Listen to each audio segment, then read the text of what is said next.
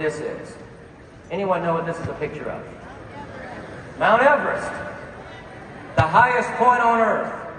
Did you know that nearly 1,000 people every single year take a step to try to reach the summit of Mount Everest?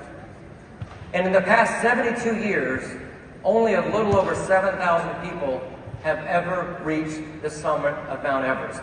In total, that's less than the amount of people in this room here today.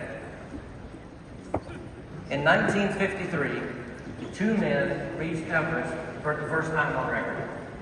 Sir Edmund Hillary, a beekeeper, a normal guy from New Zealand, and Tenzing Norway, a Sherpa mountaineer from Nepal, his guide.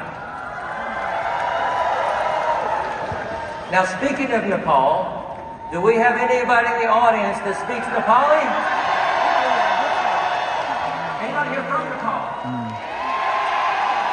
You know, I get asked all the time, I say, listen, when I talk about you all over the place, I say, we are the most diverse financial services distribution network in North America.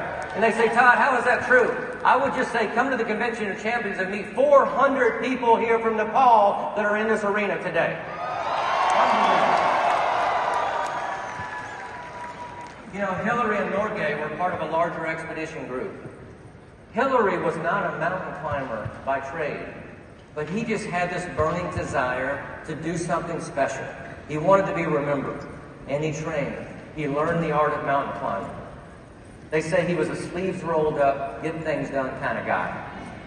Norgay, on the other hand, was an experienced Himalayan guide. He'd made 6 previous attempts. He tried this 6 times to reach the Everest, and every time he fell short. You know that they were not the initial pair chosen to go first on the expedition. There was a pair before them, and just 330 feet short of the summit, they were exhausted.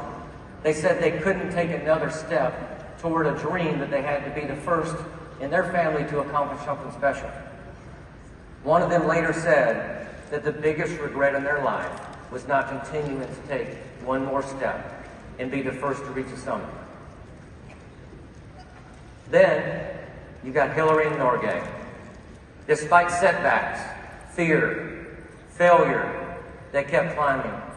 One step after another, baby steps. Were they scared? Were they freezing? Were they discouraged? Were they anxious? I'm sure they were. But Hillary and Norgay shared that as they moved forward up that mountain, they grew stronger together. They grew stronger together. They prepared for this. They were partners. They supported each other. They motivated each other. They trained together. They were a team.